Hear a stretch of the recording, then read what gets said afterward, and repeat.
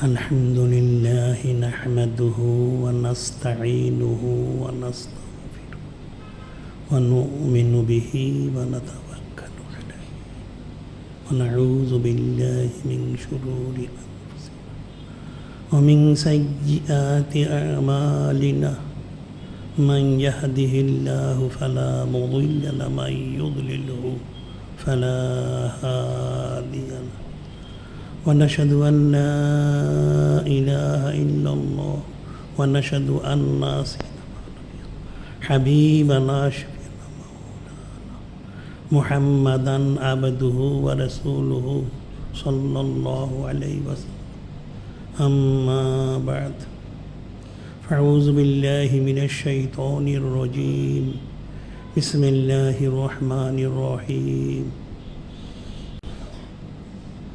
إن الله وملائكته يصلون على النبي يا أيها الذين آمنوا صلوا عليه وسلموا تسليما اللهم صل على سيدنا حبيبنا شفيعنا مولانا وسيلة إليك وآله وسلم اللهم صل على سيدنا مولانا معدن الجود والكرم وآله وسلم اللهم صل على سيدنا مولانا النبي الأمي وآله وسلم اللهم صل على سيدنا مولانا وسيلة إليك وآله وسلم اللهم صل على سيدنا مولانا معدن الجود والكرم وآله وسلم اللهم صل على سيدنا النبي الأمي وآله وسلم خطبة اليوم في التحقيق والتدقيق ولذكر الله أكبر আজকের খুতবা মহাসম্মানিত মহাবুদ্র কিতাব কালামুল্লাহ শরীফ একখানা আয়াত শরীফ ওনার তাহকিক এবং তাদকিক ওলা যিকরুল্লাহি আকবার আল্লাহ পাক ওনার জিকির সবচাইতে বড় সুবহানাল্লাহি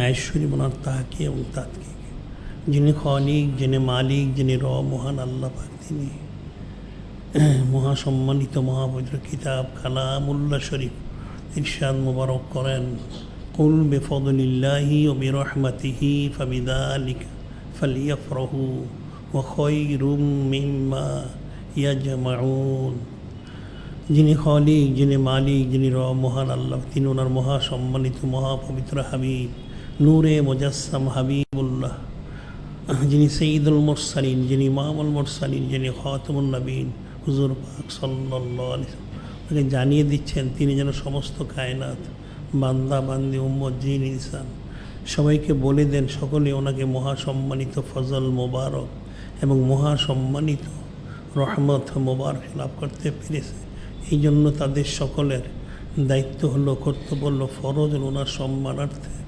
শুকুর গুজারির সাথে ফালিয়া ফরাউ শরীফ খুশি মোবারক প্রকাশ করা সুবহানাল্লাহি মানে খুশি মোবারক প্রকাশ সকলের জিন্দেগির সমস্ত ইবাদত বন্দেগী থেকেও সর্বশ্রেষ্ঠ এবং সর্বোত্তম ইবাদত সুবহানাল্লাহি অর্থাৎ সমস্ত কায়নাত একমাত্র মহাসম্মানিত মহাপবিত্র হাবিব নূরে মুজাসসাম হাবিবুল্লাহ হুজুর পাক সাল্লাল্লাহু আলাইহি সাল্লাম ওনার সম্মানার্থে সর্বপ্রকার নেয়ামত মোবারক পেয়েছে, পাচ্ছে এবং অনন্তকাল ধরে পেতেই থাকবে। সুবহানাল্লাহ। সেই নেয়ামতের বিশেষ নেয়ামত জিক্রুল্লাহ, অর্থাৎ যিনি খালিক, যিনি মালিক ও মহান ওনার জিকির মোবারক। এই জিকির ওনার মাধ্যম দিয়েই যিনি খালিক, যিনি মালিক, যিনি মহান আল্লাহ পাক ওনার এবং ওনার মহাসম্মানিত মহাপবিত্র হাবিব নূরে মুজাসসাম হাবিবুল্লাহ হুজুর পাক সাল্লাল্লাহু ওনাদের হাকিকে রেজামন্দি সন্তুষ্টি মোবারক মোহব্বত মারিফত নিজবত করবত ইত্যাদি হাসিল করা সহজ এবং সম্ভব। সুবহানাল্লাহ। যিনি খালিক, যিনি মালিক, যিনি মহান আল্লাহ পাক, তিনি ইরশাদ মোবারক করেন, আলা বিজিক্রিল্লাহি তাতমাইন্নুল কুলুব।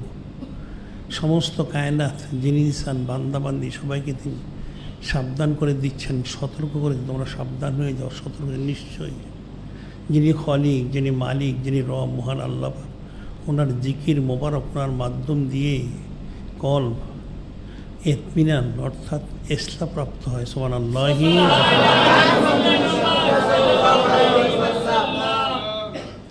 ইতমিনান ইসলাম প্রাপ্ত মোহব্বত মারিফত নিজবত করবত রেজামন্দি সন্তুষ্টি মোবারক হাসিল করে থাকে। সুবহানাল্লাহ। আর মহাসম্মানিত মহাপুত্র হাদিস শরীফ ইরশাদ মোবারক করা হয়েছে, নুমান ইবনে বাশীর রাদিয়াল্লাহু কয়লা সামিতু রাসূলুল্লাহ সাল্লাল্লাহু আলাইহি ওয়াসাল্লাম ইয়াকুলু ইন্না ফিল জাসাদি মুদগাতান ইযা সাল্লু আস-সাল্লু আল জাসাদ কুল্লু ওয়া ইযা ফাসাদা আল জাসাদু কুল্লু আল্লাহ ওহিয়াল কলব।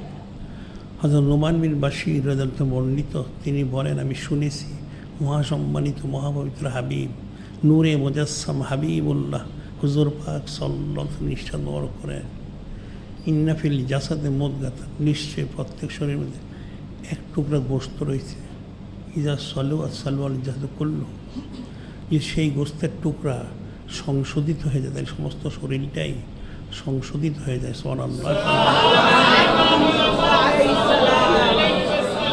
ওই যে ফাসাদ আল জাসাদু কুল্লু, আর যে সেই টুকরাটা ধ্বংস হয়ে যায়, বরবাদ হয়ে যায়, তাহলে তার সমস্ত শরীরটাই বরবাদ হয়ে যায়। নাউযুবিল্লাহ।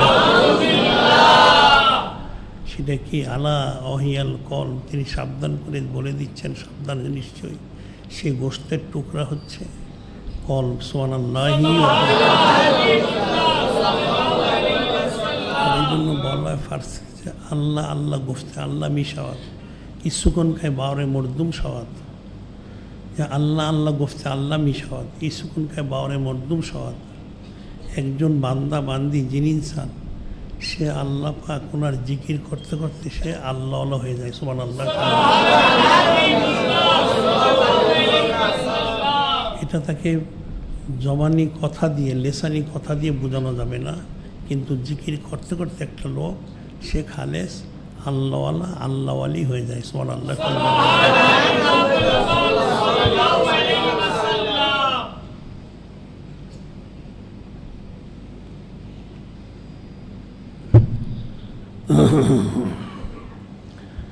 যেটা বলা হচ্ছে যে ওলা যিকরুল্লাহি আকবার, নিশ্চয়ই যিনি খালিক, যিনি মালিক ও মহান আল্লাহ, ওনার জিকির সবচেয়ে বড়।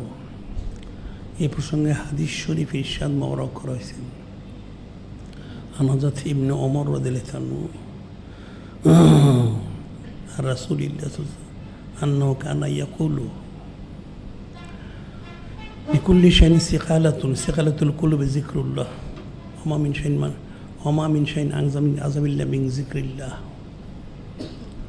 হযরত ইবনে ওমর রাদিয়াল্লাহু বর্ণিত, তিনি বলেন, মহাসম্মানিত মহাপবিত্র হাবিব নূরে মুজাসসাম হাবিবুল্লাহ হুজুর পাক সাল্লাল্লাহু, তিনি প্রায় বলতেন, লিকুল্লি শাইইন সিকালাতুল কুলুবি যিকরুল্লাহ।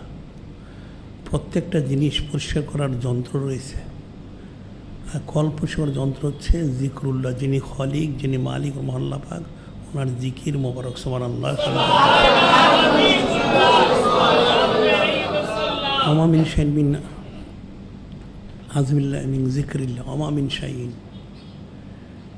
জিকির মোবারক থেকে উত্তম কোনো জিনিস নেই যেটা দ্বারা মানুষ আযাব থেকে বাঁচতে পারে। জিকরুল্লাহ, ওনার মাধ্যম দিয়ে মানুষ আযাব গজব থেকে বেঁচে থাকে। সুবহানাল্লাহ। ক্বালু ওয়ালাল জিহাদু ফী সাবিলিল্লাহ। হযরত সাহাবায়ে কিরাম রাদিয়াল্লাহু জানতে চান, ইয়া রাসূলুল্লাহ, হাবিবুল্লাহ, ওয়ালাল জিহাদু ফী সাবিলিল্লাহ, যিনি খলিক, যিনি মালিক রব মহান আল্লাহ, ওনার রাস্তায় জেহাদ করে, সেই জেহাদ থেকেও কি জিকির ওনার ফজিলত বেশি? তখন নূরে মুজাসসাম হাবিবুল্লাহ হুজুর পাক হলা আইয়াদুর বেসাইফি হাত্তা ইয়ান কতিয়া, হলা আইয়াদুর বেসাইফি হাত্তা ইয়ান কতিয়া। যে তরবারি দিয়ে আঘাত করে তরবারি যে ভেঙেও যায়, তারা চাইতেও জিকির ওনার ফজিলত বেশি। সুবহানাল্লাহ। অর্থাৎ জেহাদে যে একমাত্র শহীদি শান, শাহাদাতি শান প্রকাশ করা ব্যতীত সমস্ত আমল থেকে জিকির ওনার ফজিলত সবচেয়ে বেশি। সুবহানাল্লাহ। সেটাই বলা হচ্ছে ওয়ালা যিকরুল্লাহি আকবার, জিকির হচ্ছেন সবচেয়ে বড়, একমাত্র শহীদ হওয়া ব্যতীত। যারা জেহাদে যে শহীদ হয় তাদের ফজিলত বেশি। এছাড়া সে যত জেহাদি করো, তার তরবারি যদি ভেঙেও যায়, সে আহত হয়, কাফেরদেরকে সে হত্যা করে, তারপরেও এই জিকির ওনার ফজিলত বেশি। সুবহানাল্লাহ।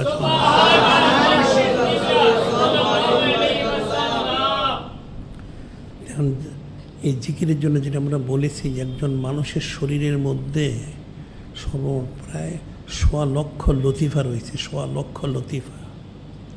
এই ১.৫ লক্ষ লতিফাকে 10টা লতিফার মধ্যে আনা হয়েছে। অর্থাৎ 10টা লতিফা ইসলাহ করতে পারলে সেই ১.৫ লক্ষ লতিফা ইসলাহ হয়ে যায়। আবার এই 10টা লতিফাকে ইসলাহ করার জন্য মূল যেটা বলা হচ্ছে সেটা হচ্ছে কলব লতিফা। কলব যদি ইসলাহ হয়, তাহলে বাকি যে 9টা লতিফা সেটা ইসলাহ করা সহজ সম্ভব হয়। তা এই 10টা লতিফা ইসলাহ হয়ে গেলে তখন এই ১.৫ লক্ষ লতিফা ইসলাহ করা সহজ এবং সম্ভব হয়। এখন যেটা আমরা বলেছিলাম যে গত সপ্তাহগুলিতে কলব লতিফা, রু লতিফা, সিল লতিফা সম্ভব। এখন হচ্ছে খফি লতিফা। এই খফি অর্থ পুশিদা। এই লতিফা হচ্ছে আসলে ওরা পরেজগারির মাকাম। খফি লতিফা হচ্ছেন পরেজগারির মাকাম। এটা হযরত ঈসা রুহুল্লাহ আলাইহিস সালাম, ওনার কদম মোবারক ওনার নিচে। সুবহানাল্লাহ। যে খফি লতিফা হযরত রুহুল্লাহ আলাইহিস সালাম ওনার কদম মোবারক নিচে, এই খফি লতিফা হচ্ছেন আসলে ওরা, অর্থাৎ পরেজগারির মাকাম। এই লতিফা যদি কেউ তয় করতে পারে, হাসিল করতে পারে, তাহলে তার পক্ষে হাকিকি পরেজগার মুত্তাকি হওয়াটা সহজ এবং সম্ভব। এটা হচ্ছে পরেজগারির মাকাম, তাকওয়ার মাকাম, মুত্তাকি হওয়ার মাকাম। আর এই খফি লতিফার যে নূর মুবারক, সেটা বলা হচ্ছে সেটা হচ্ছে অর্থাৎ কালো চমকদার, খুব চকচকে কালো নুরানি রং হচ্ছেন এই খফি লতিফা, ওনার নূর মুবারক। আর এই খফি লতিফার মূল যে কাজ সেটা হচ্ছে যেটা বলা হয়েছে কল লতিফা। এই লতিফার মূল বিষয় হচ্ছে যিনি খলিক, যিনি মালিক ও মহান আল্লাহ পাক, ওনার জিকির করা। এরপর রু লতিফা হচ্ছে এই জিকির ওনার ফিকির করা। আর সিল লতিফা হচ্ছে এই ফিকির করে আল্লাহ পাক ওনার যে সিফত গুণ মুবারক সেটা আয়ত্ত করা, হৃদয়ঙ্গম করা, আয়ত্ত করা। আর খফি লতিফা ওনার খুশিয়ত হচ্ছেন এগুলো আয়ত্ত করে যিনি খলিক, যিনি মালিক ও মহান আল্লাহ পাক, ওনার মহব্বতে ফানা হওয়া। সুবহানাল্লাহ।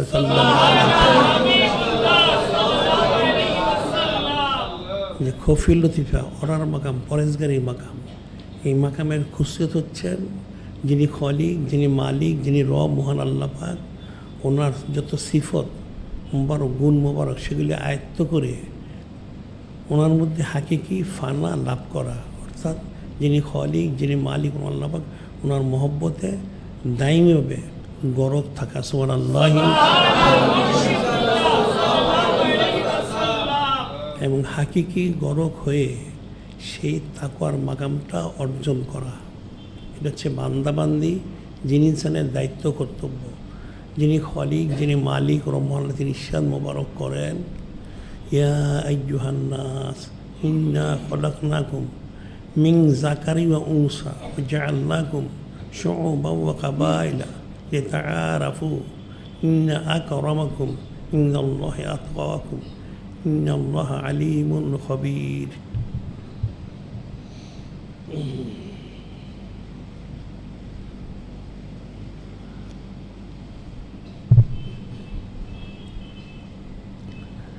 যিনি খলিক, যিনি মালিক, যিনি রহমান, তিনি ইরশাদ মোবারক করেন, ইয়া আইয়ুহান নাস, হে মানুষেরা, ইন্না খলাকনাকুম মিন যাকারি ওয়া উনসা, নিশ্চয় আমি তোমাদেরকে সৃষ্টি করেছি একজন পুরুষ একজন মহিলা থেকে। অর্থাৎ আবুল বাশার হযরত সফিউল্লাহ আলাইহিস সালাম, উম্মুল বাশার আলাইহিস সালাম, ওনাদের থেকে আমি তোমাদেরকে সৃষ্টি করেছি। সুবহানাল্লাহ।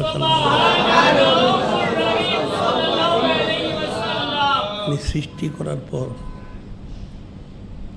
জাআলনাকুম শুউবান ওয়া কাবাইলা লিতাআরাফু, তোমাদের পরিচয়ের জন্য গোত্রে গোত্রে, সম্প্রদায় সম্প্রদায় আমি তোমাদের বিভক্ত করেছি, তোমাদের পরস্পরের পরিচয়ের জন্য। তবে জেনে রাখো, ইন্না আকরামাকুম ইনদাল্লাহি আতকাকুম, নিশ্চয়ই যিনি খলিক, যিনি মালিক, যিনি মহান, আমার কাছে সবচেয়ে সম্মানিত কে? যে সবচেয়ে বেশি মুত্তাকি, পরেজগার। সুবহানাল্লাহ। ইন্নাল্লাহা আলীমুন খবীর, নিশ্চয় যিনি খলিক, যিনি মালিক, মহান আল্লাহ, তিনি সব জানেন এবং সর্ববিষয়ে তিনি অবগত রয়েছেন। সুবহানাল্লাহ। আর হাদিস শরীফে ইরশাদ মোবারক করা হয়েছে, হযরত আবি যর রাদিয়াল্লাহু তাআলা ক্বালা কুলতু ইয়া রাসূলাল্লাহ সাল্লাল্লাহু আলাইহি ওয়াসাল্লাম আওসিনি ক্বালা আলাইকা বিতাকওয়াল্লাহ ফাইন্নাহু রাসূলুল আমরি কুল্লিহি।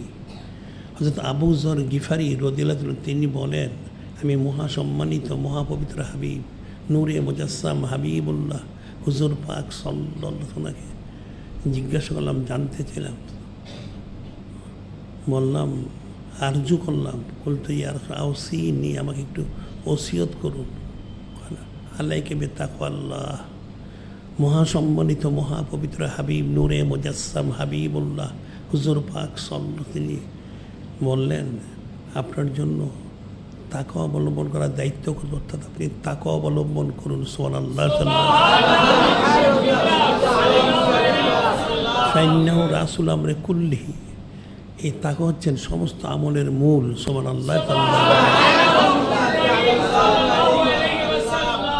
মুত্তাকি হওয়া ছাড়া কারো পক্ষে খালেস আল্লাহ এবং আল্লাহ হওয়া কখনোই সম্ভব নয়, যেটা অতীতের আউলিয়া কেরাম, ইমাম মুজতাহিদ, ওনাদের আমল মোবারকেই বিষয়টা স্পষ্ট হয়েছে।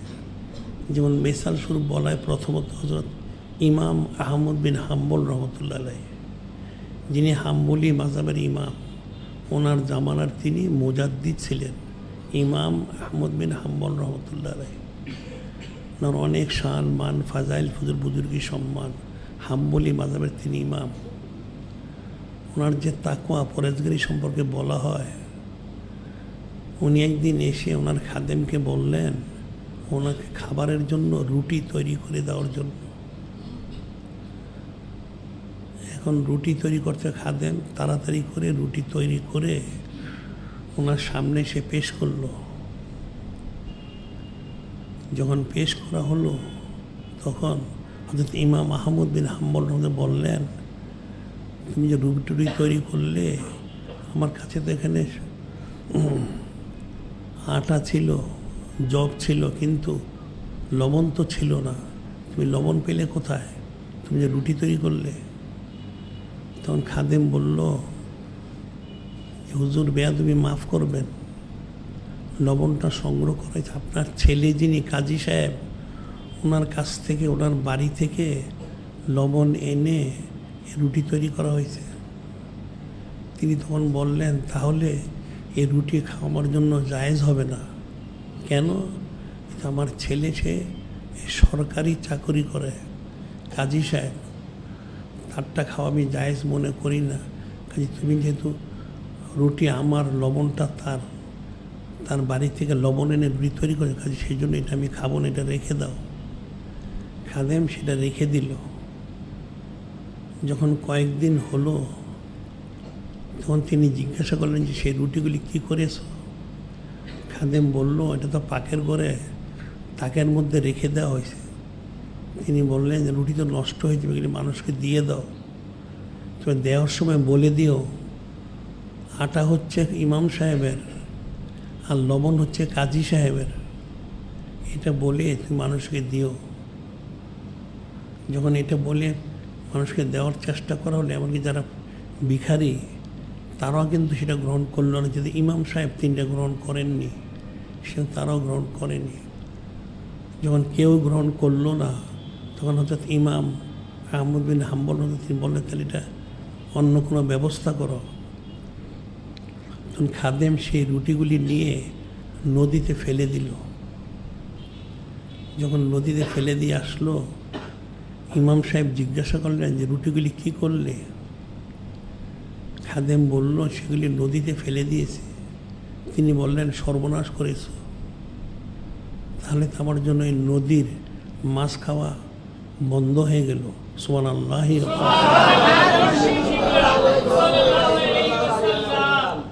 এখন ওনাদের তাকওয়া কতটুকু, যে রুটি ওনার, আটা, কিন্তু লবণ হচ্ছে কাজী সাহেবের, সরকারি চাকরি করেন, তিনি মুফতি, ফতোয়া দেন। এখন কতটা ফতোয়া শরীয়ত সম্মত হয় আর কতটা ফতোয়া খলিফার পক্ষে হয়, কাজে এটা তাহাকি করতে হবে। সেই জন্য এই লবণ খাওয়া যাবে না। তিনি সেটা খেলেন না, রেখে দিলেন।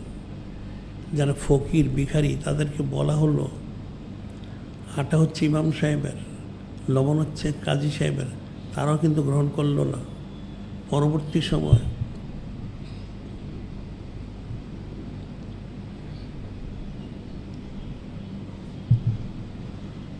যখন সেই রুটিগুলি নদীতে ফেলে দেওয়া হলো, তিনি বললেন, তাহলে আমার জন্য নদীর মাছগুলি, এই নদীর মাছ খাওয়াটাও বন্ধ হয়ে গেল।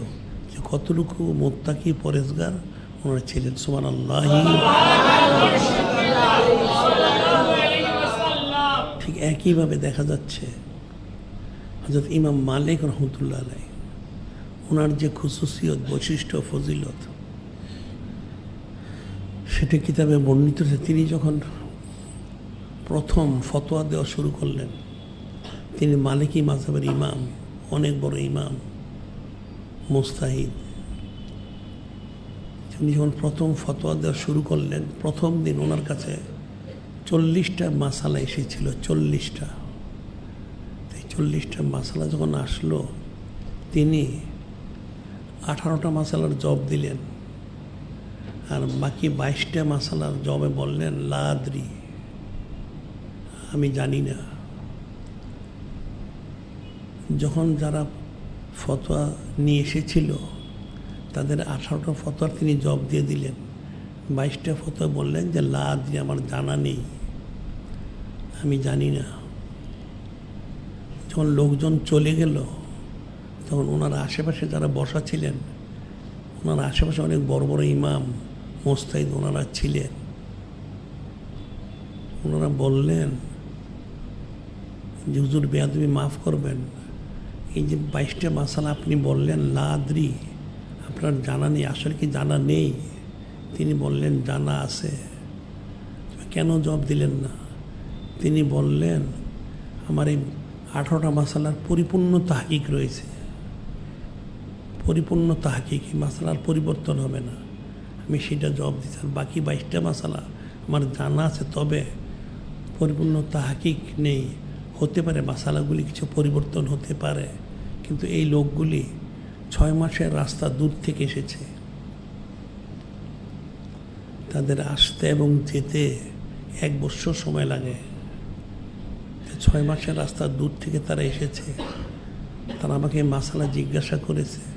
এখন আমি যদি বলে দেই, পরবর্তী সময় যদি মাসালা কিছু পরিবর্তন হয়, তাহলে তাদেরকে বিষয়টা কে জানাবে? আর জানাতে না পারলে এই ভুল আমল করার কারণে যে গুণাগুলি হবে, সেটা দায় দায়িত্ব কে নিবে? সেই জন্য আমি সোজা বলে দিয়েছি, লা আদরি, আমার জানা নেই, অর্থাৎ পরিপূর্ণ তাহাকিক নেই। সুবহানাল্লাহি।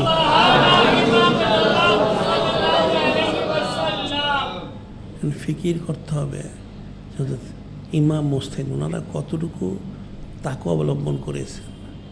তিনি মাসালা ওনার জানা রয়েছে, কিন্তু জানার পরেও পরিপূর্ণ তাহাকিক নেই যে মাসালারা হয়তো পরিবর্তন হতেও পারে, নাও হতে পারে। কিন্তু ওনার তাকওয়া পরহেজগারির কারণে তিনি জব দিলেন না। উনি বললেন, যাদের এই বিষয়ে ভালো জানা রয়েছে ওনাদের কাছ থেকে আপনারা এই মাসালাগুলি ফয়সালা করে নিন। তাহলে কতটুকু তাকওয়া, সেটা ইন্না আকরামাকুম ইনদাল্লাহি আতকাকুম, সবচেয়ে সম্মানিত যিনি সবচেয়ে বেশি মুত্তাকি। আর এই তাকওয়া হচ্ছে সমস্ত আমলের মূল। আর ঠিক একইভাবে ইমামে আজম আবু হানিফা রহমতুল্লাহ আলাইহি, ওনারা একই অবস্থা। ওনাদের যে তাকওয়া, ওনাদের পরহেজগারি, এটা মানুষ ফিকির করতে পারবে না। ওনার একটা অকেয়া বর্ণিত রয়েছে, তিনি কাপড়ের ব্যবসা করতেন। ওনার অনেকগুলি দোকান ছিল। প্রতিদিন তিনি লক্ষ লক্ষ টাকা বেচা কিনা হতো এবং ওনার অনেক আয় রোজগার। এবং সেখান থেকে কিন্তু তিনি সব ন্যাক পথে খরচ, বিশেষ করে হজরত আহলু বাইত শরীফ আলাইহিমুসসালাম, ওনাদের যত আঞ্জাম, এই গোলামির আঞ্জাম, খেদমতের আঞ্জাম তিনি সবসময় দিতেন। এছাড়াও যারা বড় বড় আলিম ওলামা, যাদের আর্থিক সচ্ছলতা কম ছিল, ওনাদেরকেও তিনি এই টাকা পয়সা হাদিয়া দিতেন। তিনি একটা কাপড় খরিদ করেছিলেন, কাপড়টা কিছু টুটা ফাটা ছিল। সেই কাপড়টা যখন তিনি নিয়ে আসলেন, সেটা যখন খরিদ করেন তখন তিনি দেখেননি। যখন এনে কাপড়গুলি খুললেন, তখন দেখতে পেলেন একটা কাপড় টুটা ফাটা রয়েছে। তখন যে বিক্রেতা ওই দোকানে, তাকে বললেন, এই মালটা যখন তুমি বিক্রি করবে তখন ক্রেতাকে বলে দিও এখানে একটু টুটা ফাটা রয়েছে, এটা কিছু দাম কম নিবে, অন্যগুলির মতো না। তো সে বিক্রেতা সেটা বুঝে নিল এবং সে দায়িত্ব সে বলল, সেটা এইভাবেই সে পালন করবে। কিন্তু যখন সে বিক্রি করলো, তার কিন্তু তখন স্মরণে ছিল না, মনে ছিল না, সে কাপড়টা বিক্রি করে দিয়েছে। ক্রেতাকে সে বলেনি। যখন সব বিক্রি হয়ে গেল, সন্ধ্যার পর যখন ইমামে আজম আবু হানিফা তিনি আসলেন তার হিসাব নেওয়ার জন্য,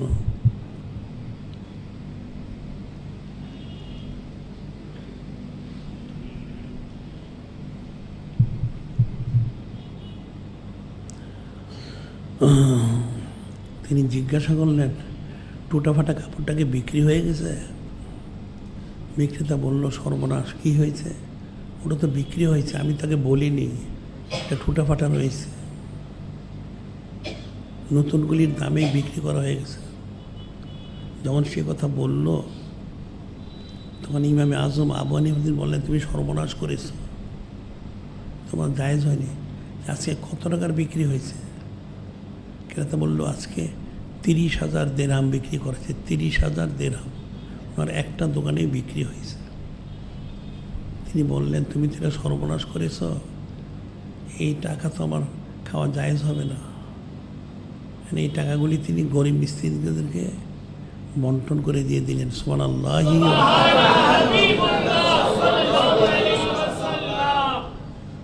একটা কাপড় টুটা ফাটা, তার জন্য সামান্য কিছু মূল্য হতে পারে, কিন্তু তিনি সেই দোকানে সেই দিন বিক্রি হয়েছিল 30,000 দিরহাম। সেই 150-200 হিজরির সময় 30,000 দিরহাম অনেক টাকা। তিনি বললেন পুরা টাকাটাই আমার গ্রহণ করা জায়েজ হবে না, তুমি এটা গরিব মিসকিনদের মধ্যে বন্টন করে দাও। সত্যি সেটা বন্টন করে দেওয়া হলো, তিনি সেটা গ্রহণ করলেন না। তাহলে ওনাদের তাকওয়া পরেজগার তাহলে কতটুকু, সুবহানাল্লাহ।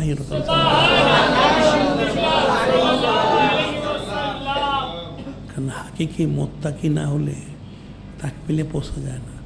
যিনি খালিক, যিনি মালিক, ইয়া আইয়ুহাল্লাযীনা আমানুত্তাকুল্লাহ হাক্কা তুকাতিহি ওয়া লা তামুতুন্না ইল্লা ওয়া আনতুম মুসলিমুন। যিনি খালিক, যিনি মালিক, যিনি রব মুহাল্লাক, তিনি ইরশাদ মোবারক করেন, হে ইমানদাররা, যিনি খালিক, যিনি মালিক, রহমানকে ভয় করো, ইন্তেকাল করো না মুসলমান না হয়ে, হাকিকি মুত্তাকি হও। এখন ওনারা সেটাই মুত্তাকি হয়েছে। যেমন ওনার আরেকটা ওকে বলা হয় ইমামে আজম আবু হানিফা রাহমাতুল্লাহ, তিনি কিন্তু 20 বছরের নামাজ দোহরায় পড়েছিলেন একটা মাসালার জন্য। এক হিসেবে এটা সাধারণ মাসালা। কেমন মাসালা? যে অজুর সময় পায়ের আঙ্গুলগুলি খিলাল করতে হয়।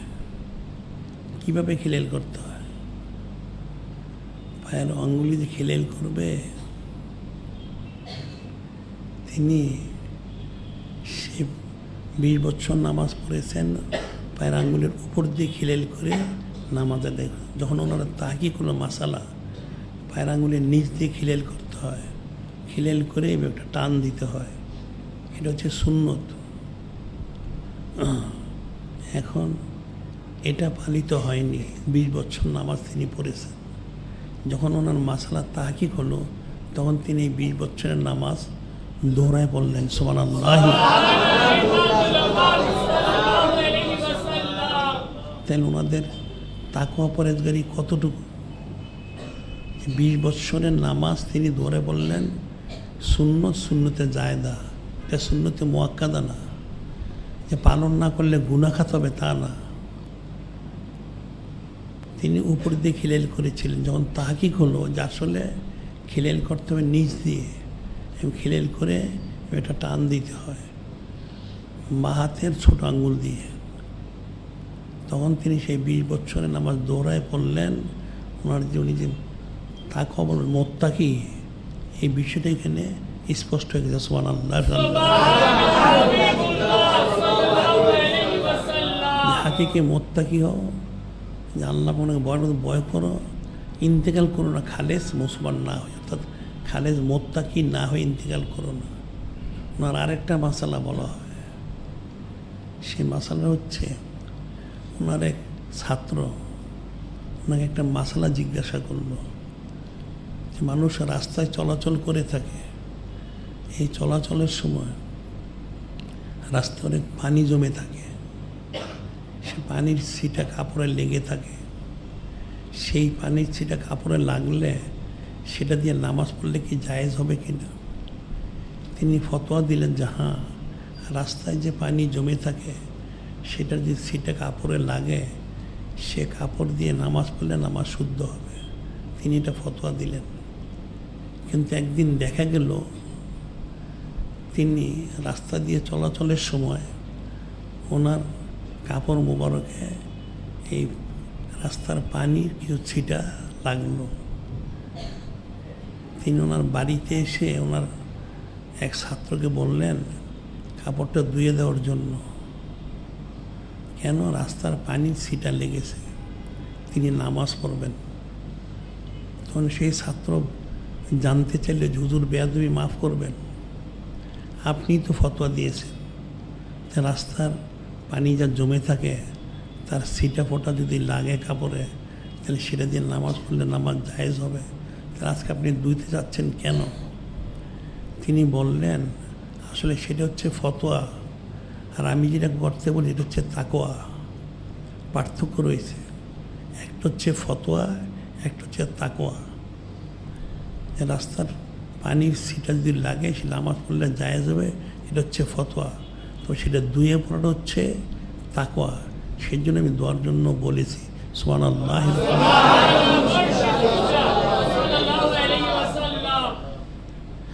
তাহলে ফতোয়া এবং তাকওয়ার মধ্যে পার্থক্য রয়ে গেছে। যে ওনারা হাকিকি মুত্তাকি ছিলেন।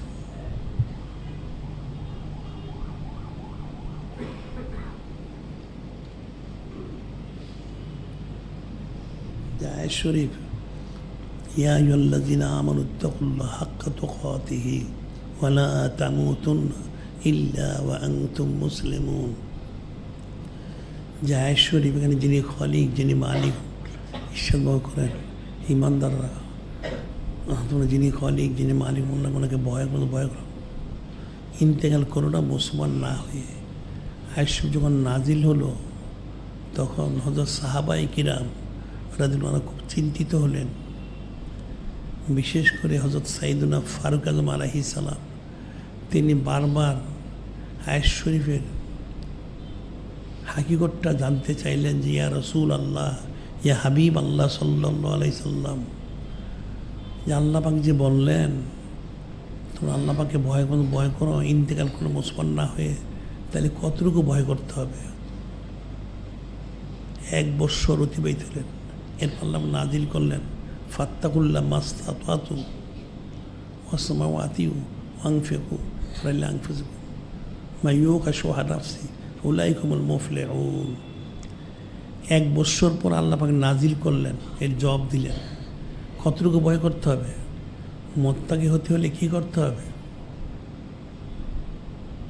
আল্লাহ পাক যে বললেন ইয়া আইয়ুহাল্লাযীনা আমানুত্তাকুল্লাহা হাক্কা তুকাতিহি ওয়া লা তামুতুন্না ইল্লা ওয়া আনতুম মুসলিমুন। ইমানদার আল্লাহ পাক ভয় করো, ইন্তেকাল করো না খালেস মুসলমান না হয়ে, অর্থাৎ খালেস মুত্তাকি না হয়ে। এর হাকিকতটা কি? আল্লাহ পাক 1 বৎসর পর নাজিল করলেন ফাত্তাকুল্লাহ মাস্তাতাতুম। আল্লাহ পাক ওনাকে ভয় করো সাধ্য সামর্থ্য অনুযায়ী, অসমাউ আতিউ, এবং সমস্ত বিষয়গুলি শোনো, এতাত করো, আনফিকু, সাধ্য সামর্থ্য অনুযায়ী ন্যাক কাজে খরচ করো, খালিল্লাহি আনফুসুকুম, মানে তোমাদের উত্তম হবে, মা ইউকা শুহা নাফসি উলাইকুমুল মুফলিহুন। যে তার নফসকে বখিলের থেকে বাঁচাতে পারলো সে কামিয়াবি হাসিল করলো। সুবহানাল্লাহ।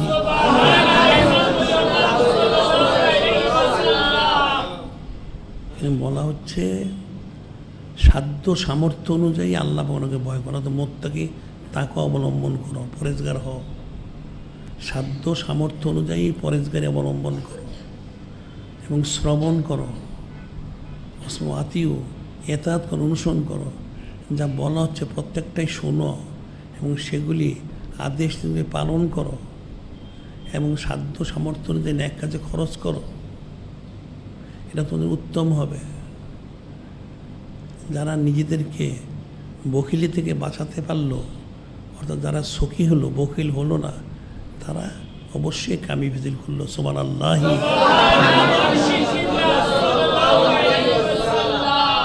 এখন মুত্তাকি হতে পারলে সব দিকে কামিয়াবি, ইহকাল পরকাল। যেটা যিনি খালিক, যিনি মালিক, তিনি শুরু করেছেন মাইয়াত্তাকিল্লাহ ইয়াজআল মাখরাজান ওয়া ইয়ারযুকহু মিন হাইসু লা ইয়াহতাসিব। মাইয়াত্তাকিল্লাহ ইয়াজআল মাখরাজান ওয়া ইয়ারযুকহু মিন হাইসু লা ইয়াহতাসিব। আল্লাহ পাক নিজের সাথে মনে করেন মাইয়াত্তাকিল্লাহ, যে আল্লাহ মনে ভয় করলো, মুত্তাকি যে হলো, ইয়াজআল মাখরাজান, আল্লাহ পাক তাকে সমস্ত গায়রুল্লাহ থেকে বের হওয়ার সমস্ত ব্যবস্থা করে দেন। সুবহানাল্লাহ। ওয়া ইয়ারযুকহু মিন হাইসু লা ইয়াহতাসিব, এবং তাকে এমন কুদরতি রিজিক দান করেন সেটা সে চিন্তাও করতে পারে না। সুবহানাল্লাহ।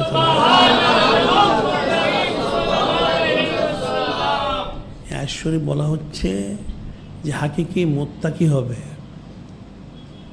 এই মুত্তাকি যে হবে তাকে যিনি খালিক, যিনি মালিক, রব মহান, তিনি গায়রুল্লাহ থেকে, দুনিয়া থেকে বের হওয়ার, অর্থাৎ গায়রুল্লাহর মহব্বত, দুনিয়ার মহব্বত থেকে বের হওয়ার সমস্ত ব্যবস্থা তিনি নিজেই করে দিবেন। 1 নাম্বার। সুবহানাল্লাহ।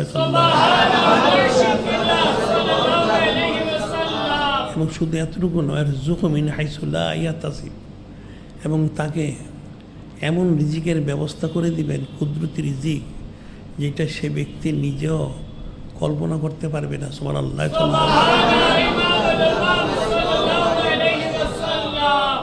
প্রসঙ্গে হাদিস শরীফ ইরশাদ মোবারক করা হয়েছে।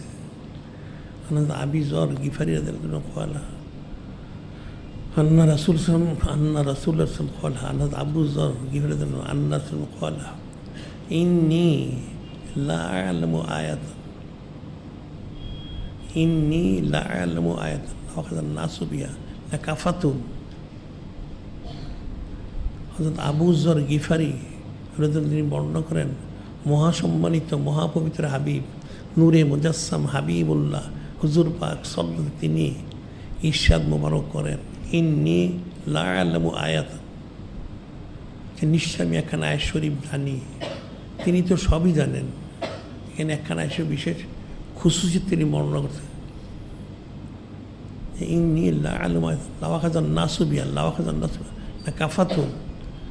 মানুষ যদি সে আয়াত শরীফটাকে দৃঢ়তে ধারণ করত, একটা আয়াত শরীফ তার জন্য যথেষ্ট হইত। সুবহানাল্লাহ।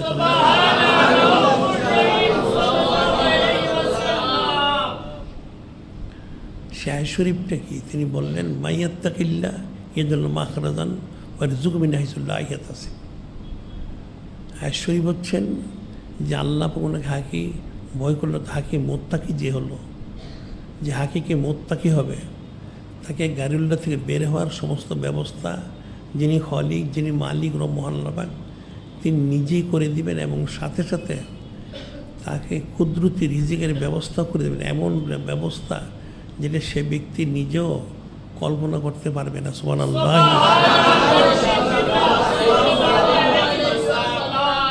স্পষ্ট করে বলে দেওয়া হচ্ছে যে কুদরতি রিজিকের ব্যবস্থা করে দেওয়া হবে।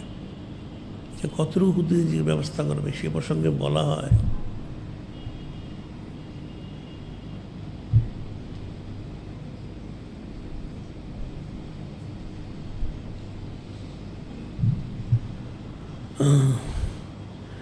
বিষয়টা বাদশাহ আলমগীর রহমতুল্লাহ ওনার এবং ওনার যে ওস্তাদ মোল্লা জিউন রহমতুল্লাহ ওনাদের একটা ঘটনা, যে মোল্লা জিউন রহমতুল্লাহ অনেক বড় বুজুর্গ অলি আল্লাহ, অনেক বড় আলিম। ওনার কিতাবাদি মাদ্রাসায় পড়ানো হয়। তো মোল্লা জিউন রহমতুল্লাহ অত্যন্ত সহজ সরল। উনি যা আয় করেন অধিকাংশ খরচ করে ফেলেন, দান খরচ করেন। ওনার একজন মেয়ে ছিল, মেয়েকে বিয়ে দিতে হবে। এখন বিয়ে দেওয়ার জন্য যে টাকা পয়সা প্রয়োজন, ওনার হাতে তেমন কোনো টাকা পয়সা ছিল না। তো ওনার যিনি আহলিয়া, তিনিও বুজুর্গ অলি আল্লাহ। তো তিনি একদিন বললেন, আপনি এক কাজ করেন, মেয়েকে তো বিয়ে দিতে হবে, টাকা পয়সা তো নেই, তো বিয়ে দিবেন কি করে? তিনি বললেন, তাহলে তো একটা ব্যবস্থা করতে হবে। কি ব্যবস্থা করবেন? এখন ব্যবস্থা কি করবেন চিন্তা করতে হবে। তখন ওনার আহলিয়া তিনি বললেন, বাদশাহ আলমগীর তো আপনার ছাত্র, তা আপনি বাদশাহ আলমগীরের কাছে যেয়ে বলতে পারেন সে আমাদেরকে কিছু টাকা পয়সা কর্জে হাসানা দিক, অথবা কিছু হলে সে হাদিয়াও দিতে পারে, যে টাকা পয়সা দিয়ে মেয়ের বিয়ে দেওয়াটা সহজ সম্ভব হবে। এখন হচ্ছে মোল্লা জিউন রহমতুল্লাহ তিনি বললেন, ঠিক আছে, বাদশাহ আলমগীর তো অনেক ব্যস্ত, এখন নিরিবিলি কখন পাওয়া যাবে? ঠিক আছে। তিনি একদিন গেলেন। তিনি সাধারণত বাদশার দরবারে যান না।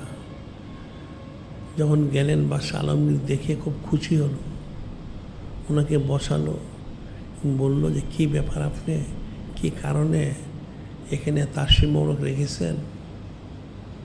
তখন হযরত মোল্লা জিউন রহমতুল্লাহ বললেন, আমার একটা জরুরি কথা আছে, যেটা নিরিবিলি একা একা বলতে হবে। ঠিক আছে, বলেন। লোকজন সব সরে গেল কাছ থেকে। তিনি বললেন যে ওনার মেয়ের তো বিয়ে দিতে হবে, এখন কিছু টাকা পয়সা প্রয়োজন। যদি আপনি কিছু কর্জে হাসানা দিতেন অথবা কিছু হাদিয়া তোহফা দিতেন। এটা শুনে বাদশাহ আলমগীর চুপ থাকলো। কিছুক্ষণ সে ফিকির করলো। ফিকির করে মোল্লা জীবনকে সেখানে বসিয়ে রেখে বলে আচ্ছা আমি আসতেছি, আপনি বসেন। বাদশাহ আলমগীর তিনি ঘরের ভিতরে চলে গেলেন। কিছুক্ষণ পর তিনি আসলেন, এসে মোল্লা জিয়ারত ওনাকে নিয়ে 2 পয়সা হাদিয়া দিলেন, 2 পয়সা দিয়ে বললেন এটা আমার হালাল পয়সা এবং অত্যন্ত তাকওয়া এবং পরেশগারির সাথে পয়সাটা আমি কামাই করেছি। এই পয়সাটা আমি রেখেছিলাম আমার মৃত্যুর পরে, যে আমার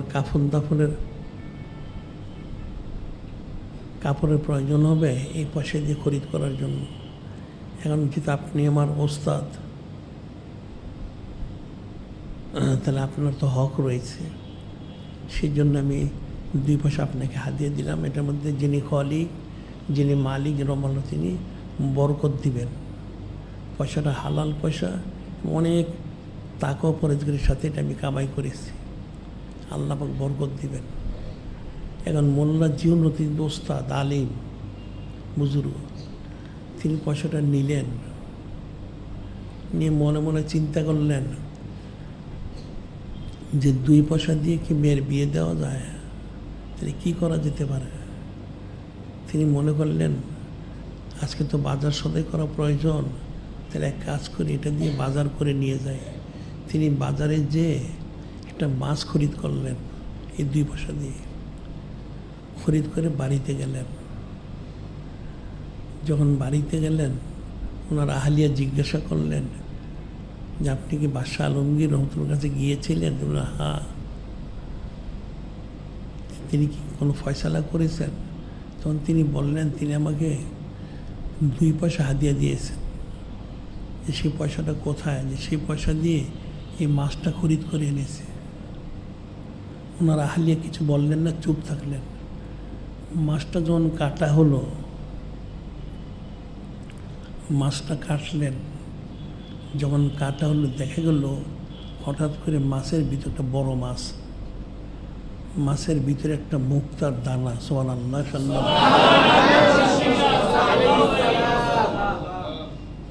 এটা দেখে ওনার আহলিয়া খুব খুশি হলেন, যারে মাছের ভিতরে তো মুক্তার দানা পাওয়া গেছে, এটা অনেক মূল্যবান হবে। তিনি হযরত মোল্লা জিয়াউদ্দিনকে ডেকে দেখালেন যে দেখেন এটা বাদশার দরবারে নিয়ে গেলে অনেক দামে বিক্রি করা যাবে, তাহলে মেয়ের বিয়ের ব্যবস্থা হয়ে যাবে। তিনি বললেন ঠিক আছে। তখন এটা আবার সময় মতো হযরত মোল্লা জিয়াউদ্দিন তিনি বাদশাহ আলমগীর রহমতের কাছে নিয়ে গেলেন।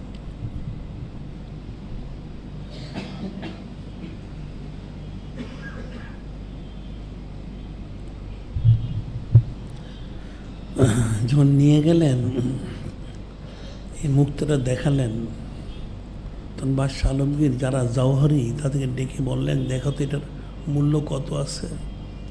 তারা দেখে তো আশ্চর্য হয়ে গেল, এটা দরুরিয়াতিম অমূল্য একটা মুক্তা, এটা বর্তমান বাজারে 70,000 দিনার এটার দাম। সুবহানাল্লাহ। এরকম মুক্তা তো পাওয়া যায় না, দরুরিয়াতিম একক মুক্তা। তখন বাদশাহ আলম তাহলে এটার মূল্যটা এটা রেখে মোল্লা জিয়াউদ্দিনকে মূল্যটা দিয়ে দাও। এটা বলে তিনি মোল্লা জিয়াউদ্দিন জিজ্ঞাসা করলেন যে আপনি তো বলেছিলেন আপনার বাড়িতে কিছু নেই, কিন্তু মুক্তা পেলেন কোথায়? তিনি তখন বললেন বিষয়টা হচ্ছে আপনি তো আমাকে 2 পয়সা দিয়েছিলেন মেয়ের বিয়ের জন্য, 2 পয়সা দিয়ে তো মেয়ের বিয়ে হয় না। আমি মনে মনে চিন্তা করলাম বাজার থেকে আজকে বাজার প্রয়োজন, কিছু বাজার করে নিয়ে যাই। বাজারে যে একটা বড় মাছ পেয়েছিলাম সেটাই 2 পয়সা দিয়ে আমি খরিদ করেছি, সেটা নিয়ে গেছে বাড়িতে। সেই মাছটা কাটার পরে এর মধ্যে এই অমূল্য মুক্তাটা পাওয়া গেছে। সুবহানাল্লাহ।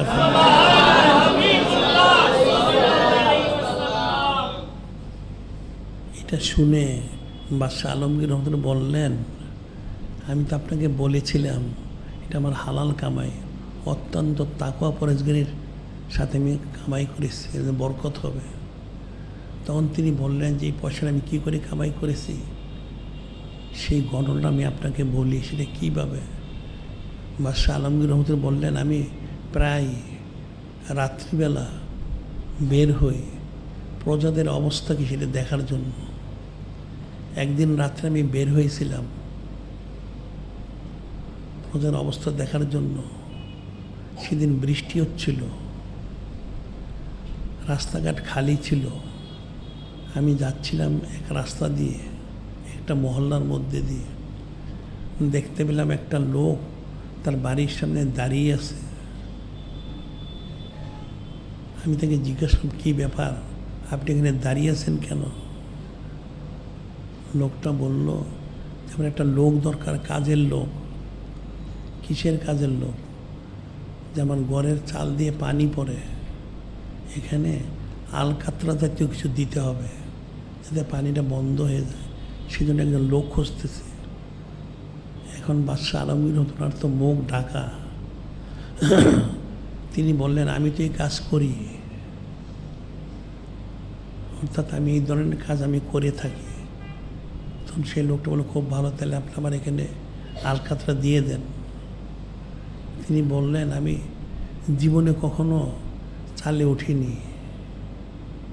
আবার বৃষ্টি, চালটা তো খুব পিছলা ছিল, খুব সাবধানে উঠতে হবে, অন্যতে পড়ে যেতে হবে। অত্যন্ত সাবধানে আস্তে আস্তে উঠে তার সেই আলকাতরা জাতীয় বিষয়গুলি আমি চালের মধ্যে দিয়ে দিলাম। দেওয়ার পরে জিজ্ঞেস করলাম, পানি পড়া বন্ধ হয়েছে কিনা? লোকটা বলল যে হ্যাঁ, পানি পড়া বন্ধ হয়েছে। যখন বন্ধ হয়েছে তখন আমি আস্তে আস্তে নেমে গেলাম। চালে ওঠার আমার অভ্যাস ছিল না, আবার এদিকে বৃষ্টি, পানি পড়তেছে, আবার পিছলা। খুব সাবধানে উঠে অত্যন্ত সতর্কতার সাথে আমি আলকাতরা দিয়ে আবার নেমে আসলাম। নেমে এসে যখন আমি রওনা হলাম, লোকটা আমাকে বললো যে আপনি মজুরি নিলেন না? বাদশাহ আলমগীর তো বললেন যে, আমি বললাম না, এটা একটা সামান্য কাজের জন্য মজুরি প্রয়োজন নেই, কিন্তু লোকটা না নিতে হবে। সে জোর করলো। বাদশাহ আলমগীর বলে যে আমি আর বেশি কথা বললাম না, এই জন্য লোকটা আমাকে চিনে ফেলে কিনা। তখন সে আমাকে 2 পয়সা দিল মজুরি।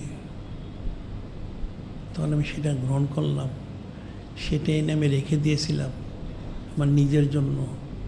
কিন্তু আপনি যখন আমাকে বললেন মেয়ের বিয়ের কথা, তখন আমি সেটা আপনার হক বেশি, সে হিসেবেটা আমি আপনাকে দিয়েছি। আমি বলেছিলাম যে বরকত হবে।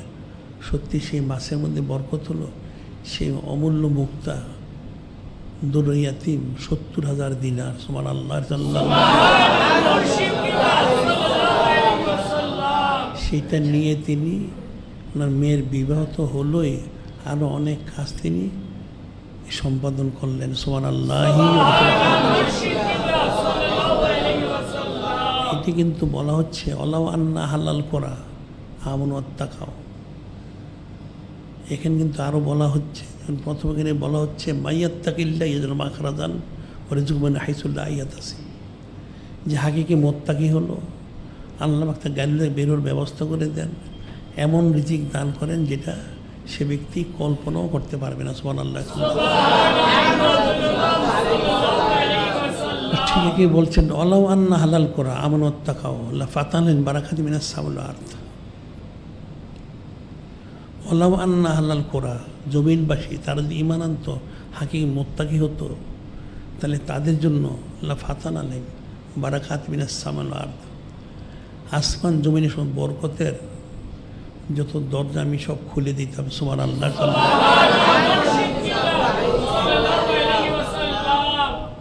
এটা যিনি খলিক, যিনি মালিক, তিনি নিজে বলতেছেন অলাউ আন্না হালাল করা, জমিনবাসী যদি আমন ওয়াত্তাকাও খালেস ঈমান আনতে মোত্তাকি হতো, লা ফাতানা আলাইহিম বারাকাতিন মিনাস সামাওয়াতি ওয়াল আরদ, আসমান জমিন যত বরকত, এই বরকতগুলি, বরকত দরজা যা কিছু আছে সব আমি তাদের খুলে দিতাম। তার এই বরকত দ্বারা তারা কামিয়াবি হাসিল করতো, সুবহানাল্লাহ।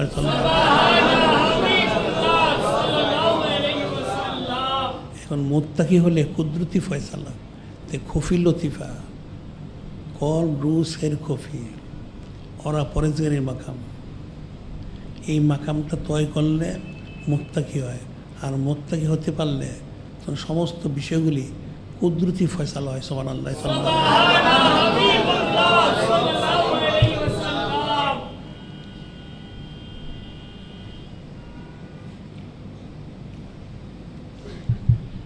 আমাদের প্রত্যেকটা কুদরতি ফয়সালা হয়েছে, ঠিক যারা হাকিকি মুত্তাকি হবে। এই জন্য ওরান মাকাম, পরেজগারি মাকাম, এই মাকাম কল ওই লতিফাটা জারি করতে হবে। যেমন কল লতিফা জারি করতে হবে, রু লতিফা, সিল লতিফা, কফি লতিফা, পর্যায়ক্রমে প্রত্যেকটা লতিফাই জারি করতে হবে। লতিফাগুলি জারি না করলে সেখানে শয়তান অবস্থান নেয়। নাউজুবিল্লাহ। যেটা আয়েশা বলেছি যে আয়েশাবের যিনি খলিক, যিনি মালিক, নিজে বলেন মাইয়াশুন জিকির রহমান নুকাল্য শয়তান ফ্লাও করিন। আল্লাহ পাক নিজে বলে দিচ্ছেন মাইয়াশুন জিকির রহমান, যে আমার জিকিরতে গাফিল হয়, নুকাল্লাহ শয়তান ফাউলাও করিন, তার জন্য শয়তান নির্দিষ্ট হয়ে যায়, সে তার বন্ধু হিসেবে থাকে। নাউজুবিল্লাহ। আল্লাহ পাক নিজে বলতেছেন মাইয়াশুন জিকির রহমান, যে আল্লাহ পাক ওনার জিকিরতে গাফেল হয়, নুকায়াল্লাহ শয়তান ফাউল্লাহ করিন, তার জন্য শয়তান মুকাররর নির্দিষ্ট হয়, ওই শয়তানটা তার বন্ধু হয়ে যায়। নাউজুবিল্লাহ। এখন শয়তান যার বন্ধু হবে সে তাহলে কী হবে? সে তো শয়তানই হবে। নাউজুবিল্লাহ। এবং এর বড় চাইন্নাম লাইফুল সাবিল ওয়াসনান্ন মুহতাদুন, এবং এই শয়তানটা থেকে ন্যাক কাজ থেকে ফিরিয়ে রাখে, আর সে মনে করে সে হেদায়েতপ্রাপ্ত। নাউজুবিল্লাহ। বিষয়টা কিন্তু ফিকির করতে হবে। এটা কালামুল্লাহ শরীফ, যিনি খলিক, যিনি মালিক, তিনি নিজেই বলতেছেন। এটা কোনো জিনিসের বক্তব্য না। তিনি বলতেছেন যে আমার জিকির থেকে যারা গাফিল হয়, মাইয়াশুন জিকির রহমান নুকাল্লাহ শয়তান ফাউলাও করিম, তার জন্য শয়তান নির্দিষ্ট হয়, সেই শয়তানটা তার বন্ধু হিসেবে তার সাথে থাকে। নাউজুবিল্লাহ। ওয়া ইন্নাহুম লা ইয়াসুদ্দুনা আনিস সাবিল, এই শয়তানটা তাকে ন্যাক কাজ থেকে ফিরিয়ে রাখে। ওয়া ইয়াহসাবুনা আন্নাহুম মুহতাদুন, আর ওই লোকটা ধারণা করে সে হেদায়েতপ্রাপ্ত। নাউজুবিল্লাহ। কারণ শয়তান যার সঙ্গী হয় সে কখনো হেদায়েতপ্রাপ্ত হতে পারে না। কাজে তাহলে শয়তানকে তার শরীর থেকে বের করে দিতে হবে। ইলমু তাসাউফ অর্জন করা যে ফরজ বলা হয়, কতটুকু ফরজ? সাধারণ ইলমু তাসাউফ অর্জন কতটুকু? এটা কিতাবে লেখা হয় যে ভিতর থেকে যত গালিজ সেগুলি বের করে দিতে হবে, নতুন করে কোনো গালিজ যাতে প্রবেশ করতে না পারে, এতটুকু ইলমু তাসাউফ অর্জন করা ফরজ আইন। ভিতরে যত গালিজ আছে, কিনা, বৌজ, রিয়া, হাসাদ, হিংসা, অহংকার, বখিলি, দুনিয়ার মহব্বত ইত্যাদি সব বের করে দিতে হবে, এবং নতুন করে যেন কোনো গালিজ প্রবেশ করতে না পারে। এখন সেটা কতটুকু, এটা হচ্ছে তাসাউফের কিতাবে বর্ণিত, কিন্তু এর জিকিরের পরিমাণটা কি সেটা কিন্তু উল্লেখ নেই। জিকিরের পরিমাণ হচ্ছে সুলতানুল আসকার। সুলতান আসকার কাকে বলে? অর্থাৎ এই 10টা লতিফা জিকির জারি করবেই, মাথার তালু থেকে পায়ের তোলা। যে সুলতান আসকারের 3টা স্তর। প্রথম স্তর হচ্ছে মাথার তালু থেকে পায়ের তলা পর্যন্ত জিকির জারি করা। এখানে সমস্ত অঙ্গ প্রত্যঙ্গের রগ রেশায়, খুনের কাতরায় কাতরায়, পশমের গোড়ায় গোড়ায়, শিরায় শিরায় সমস্ত জায়গায় দেওয়া। জিকির জারি হয়ে গেলে তখন শয়তান আর শরীরে থাকতে পারে না, সে পালিয়ে যায়। এই প্রথম স্তর যখন সে জারি করে সমস্ত মাথার তালু থেকে পায়ের তলা, তখন শয়তানটা পালিয়ে যায়, তার বদ খাসলত কাছে দূর হয়ে যায়, আর নতুন করে কোনো বদ খাসলত প্রবেশ করতে পারে না। এটা প্রথম তার ফরজে আইন। দ্বিতীয় সুলতান আসকার স্তর হচ্ছে সে যখন জিকির করবে তার সমস্ত শরীর তো করবেই, তার আশেপাশে সবসহ জিকির আসকার জারি হয়ে যাবে। সুবহানাল্লাহ। আর সুলতান আসকারের তৃতীয় স্তর, মূল শেষ স্তর যেটা বলা হয়, সেটা হচ্ছে সে দেখতে পাবে জিকির করার সময় সে আরশে আজিম থেকে তাহাতা সারা সমস্ত সৃষ্টি তার সাথে জিকির করতেছে সুবহানাল্লাহ। তবে ফরজে আইন হচ্ছে মাথার তালু থেকে পায়ের তলা সমস্ত শরীর অঙ্গ প্রত্যঙ্গে, যেটা বলা যায় কলবের যেমন 7টা স্তর, শরীরের মধ্যে 7টা স্তর রয়েছে। প্রথম হচ্ছে পশমের গোড়ায় চামড়ার মধ্যে, চামড়ার ভিতরে সাদা পরত, গোস্ত, হাড্ডির ভিতরে মগজ, সমস্ত শরীর। এই জিকির জারি করা ফরজে আইন। এই সমস্ত জিকির জারি হয়ে গেলে তখন শয়তান থাকতে পারে না, সে অসুখ দিতে পারে না। তখন তার পক্ষে এই মুত্তাকি হওয়া সহজ এবং সম্ভব হবে। সুবহানাল্লাহ। অন্যথা কিন্তু সে মুত্তাকি হতে পারবে না। খফিল লতিফের যে খুসুসিয়ত বৈশিষ্ট্য, আল্লাহ ওনার সিফতগুলো আয়ত্ত করে ফানা হওয়া, মহব্বতে গরক থাকা, হাকিকে মুত্তাকি হওয়া, এই মুত্তাকি হওয়াটা হচ্ছে খফিল লতিফা তাকমিলে পৌঁছা। এটা তাকমিলে না পৌঁছলে সে কখনো মুত্তাকি হতে পারবে না। আর মুত্তাকি না হতে পারলে তার পক্ষে কখনো হাকিকি আল্লাহ সম্ভব হবে না। এটা মনে রাখতে হবে। বিষয়গুলি খুব ফিকিরের বিষয়, মানুষ সে বিষয়গুলি ফিকির করে না।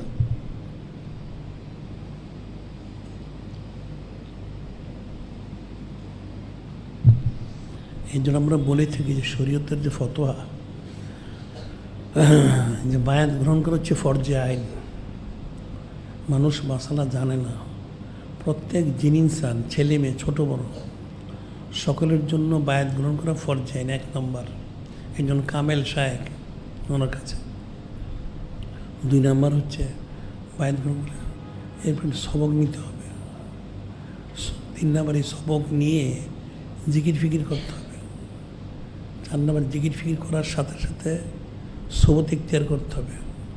5 নম্বর এই সোবত ইখতিয়ার করার মাধ্যম দিয়ে ফয়েজ হাসিল করতে হবে। ফয়েজ অর্থাৎ ফয়েজে ইত্তেহাদি।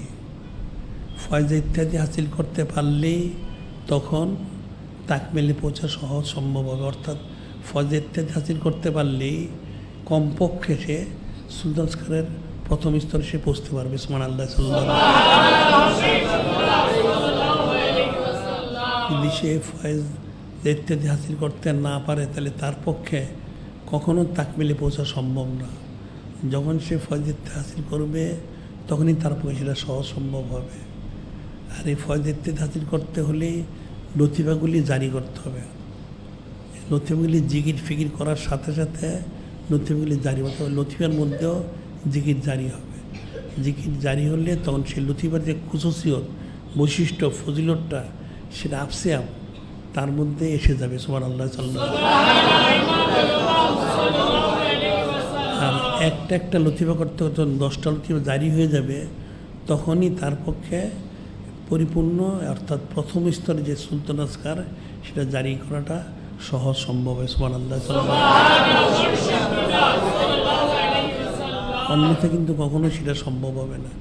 কাজে কলবে জিকির করা ফরজ। এখন কলবে অর্থাৎ কলটা জারি করে, এর সাথে সাথে 9 লতিফার জিকির জারি করা ফরজ, এবং সাথে সাথে সুলতানের প্রথম স্তর জারি করাটাও ফরজে আইন। এটা মনে রাখতে হবে। কাজে কল, রু, সের, খফি, অরার পরেজগানির মাকাম এটা আয়ত্ত করতে হবে। এটা আয়ত্ত করতে পারলে তার কুদরতি ফয়সালা, মানুষ দুনিয়াবি সমস্ত ফয়সালা চায়, খাওয়া পরা থাকা এবং পরকালে নাজাদের বিষয়টা, এটা আসলে তখনই হাসিল যখন সে হাকিকি মোত্তাকি হবে। এটাই বলা হচ্ছে মাইয়াত্তাকিল্লাহ ইয়াজুল মাখরাজান রিজুক মাইনা হাসান দাহিয়াত আছে, যে হাকিকি মোত্তাকি হবে।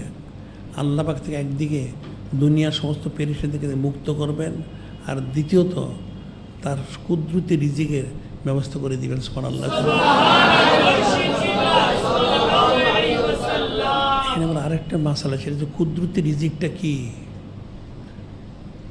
রিজিক কাকে বলে? ইমাম আউয়াল হযরত কাররামাল্লাহু ওয়াজহু আলাইহিস সালামকে জিজ্ঞাসা করে রিজিক কাকে বলে। তিনি বললেন আসলে রিজিক শুধু খাওয়া পড়া না। রিজিক বলতে একটা মানুষের জন্ম থেকে বরং জন্মের আগ থেকে মৃত্যুর পর পর্যন্ত কবরে, হাসরে, নসরে, মিজানে, পুরুষে, জান্নাতে যে যা কিছু প্রয়োজন প্রত্যেকটা তার রিজিকের অন্তর্ভুক্ত। সুবহানাল্লাহ। আয়েশা কিন্তু বলা হচ্ছে তাকে এমন রিজিক দেওয়া হবে সে কল্পনাও করতে পারবে না। তাহলে তার দুনিয়াবী জিন্দিগিতে তার যা প্রয়োজন সেটা তো দেওয়া হবেই। কবরে, হাসরে, নসরে, মিজানে, পুরুষে, জান্নাতে যেও তার যা প্রয়োজন সেগুলি কুদরতভাবে দেওয়া হবে। সুবহানাল্লাহ। যেটা সে চিন্তাও করতে পারবে না। কাজে মনে রাখতে হবে প্রত্যেকেরই যার যে সবক, আমরা যেটা বলে থাকি সাধারণভাবে, সেটা হচ্ছে 1 ঘন্টা জিকির করা ফরজ আইন কমপক্ষে। 1 ঘন্টা কমপক্ষে, বেশি করতে পারলে ভালো। 1 ঘন্টা জিকির করা ফরজ আইন, এটা জিকির করা। আর আমলটা করতে হবে সুন্নত মোবারক অনুযায়ী। প্রত্যেকটা আমল যেন সুন্নত মোবারক অনুযায়ী হয়। এখন একদিনে হয়তো সে পারবে না, যতটুকু পারে একটা একটা করে করতে থাকো। কাজী আমলটা হচ্ছে সুন্নত মোবারক অনুযায়ী। 1 ঘন্টা জিকির করবে, আমল করবে। আর এই জন্য তার ইলিম অর্জন করতে হবে। ইলিম ব্যতীত আল ইলমু ইমামুল আমল, ইলিম হচ্ছে আমলের ইমাম। তো ইলিম পাবে কোথায়? আমাদের যে প্রকাশিত কিতাবাদি এগুলি পড়া উচিত। বাজারে অধিকাংশ কিতাবের মধ্যে দেখা যাচ্ছে আকীদার গত দিক থেকে কুফরি শিরক পরিপূর্ণ। নাউযুবিল্লাহ। আমাদের যে প্রকাশিত কিতাবাদি এগুলি পড়তে হবে। মাসিক আল মাইনের শরীফ বের হয়েছে প্রায় 280তম সংখ্যা পর্যন্ত। দৈনিক আল ইসলাম শরীফ বের হচ্ছে, অনেক কিতাবাদি বের হয়েছে এবং হচ্ছে। সেগুলি সংগ্রহ করে পড়তে হবে, তাহলে সহজ হবে, সম্ভব হবে। কাজে যিনি খলিক, যিনি মালিক ও মহানের জন্য হাকিভাবে দুনিয়ার সমস্ত মুসলমান সবাইকে কামেল শায়েখ বায়াত গ্রহণ করে সবক নিয়ে জিকির বিকির করার সাথে সদক্তি করার মাধ্যম দিয়ে ফয়েজ তজ্জা হাসিল করে খালেস আল্লাহওয়ালা এবং আল্লাহর জন্য তৌফিক দান করে।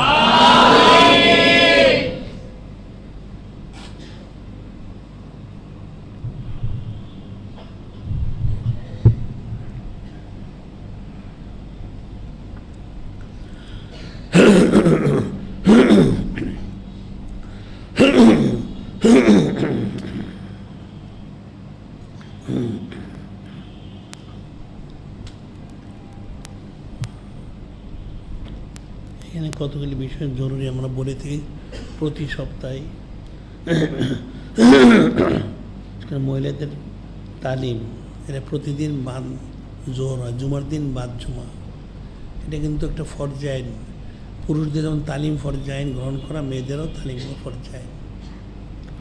এসে তালিমটা গ্রহণ করতে হবে। আর পুরুষদেরটা প্রতিদিন বাদ মাগরিব থেকে সাইদুল্লাহ শরীফ ফালিয়া শরীফ মাহফিল এখানে অনুষ্ঠিত হয়। আর মেয়েদেরটা বাদ জোহর।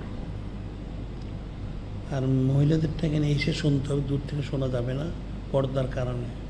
আর পুরুষদেরটা যারা আসতে পারে না, দূর দেশে থাকে, তারা মোবাইল ফোন, ইন্টারনেট, ভয়েস আল হিকমার মাধ্যমে অথবা নূর ভয়েস রুম প্যান্টকের মাধ্যমে অথবা ফেসবুক পেজে প্রবেশ করে শুনতে পারবে।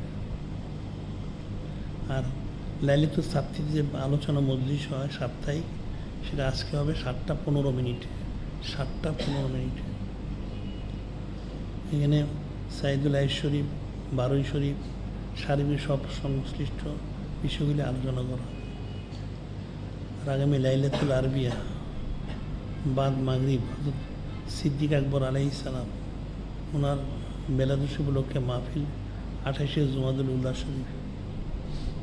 আচ্ছা, বিশেষ মাহফিল। আর লাইলাতুল খমিস বাদ মাগরিব সাইয়েদনা হযরত উম্মুল মুমিনিন আল হাদি আশার আলাইহিস সালাম ওনার বেলাদুস শরীফের তারিখ 29শে জুমাদুল উল্লাহ শরীফ, সেদিনও বিশেষ মাহফিল। আগামী ইয়ামুল খমিস পবিত্র জুমাদুল উখরা শরীফের চাঁদ তালাশ করতে হবে। ইয়ামুল খমিস অর্থাৎ আগামী বৃহস্পতিবার বাদ মাগরিব চাঁদ তালাশ করতে হবে। আর দৈনিক আল ইসলাম শরীফ, এটা আন্তর্জাতিক পত্রিকা, অনলাইনে কোটি কোটি লোক পড়ে থাকে। আর্থিক এবং বিজ্ঞাপন খেদমতের আঞ্জাম দেওয়া প্রত্যেকের দায়িত্ব, কর্তব্য।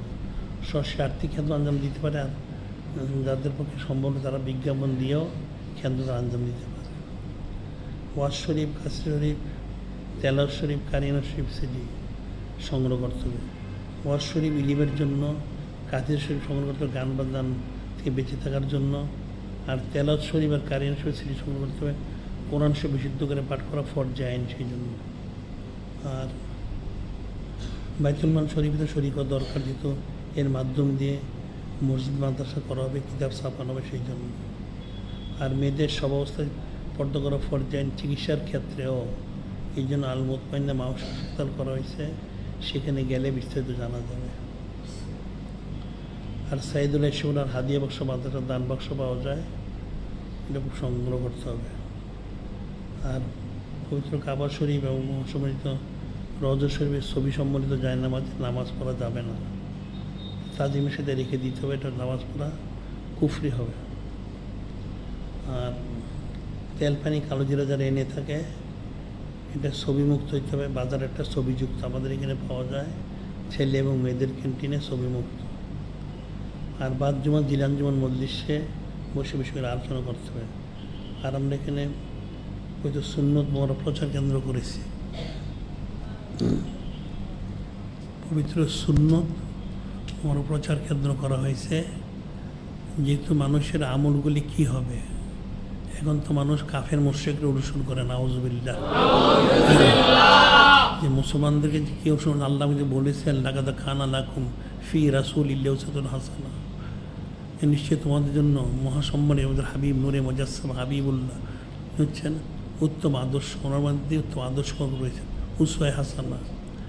এখন ওনার বিষয়গুলি অনুসরণ করতে হবে, সে করতে জানবে মানুষ।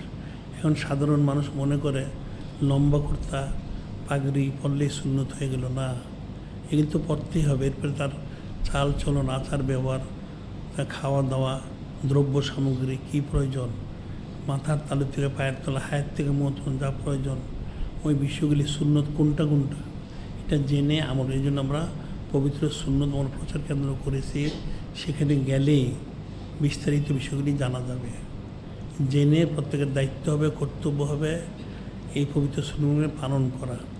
কোনো কাফের মুশরিককে অনুসরণ করা যায় না। ওয়ালা তুতিইল কাফিরিন ওয়াল মুনাফিকিন, কাফের মুনাফিককে অনুসরণ করো না।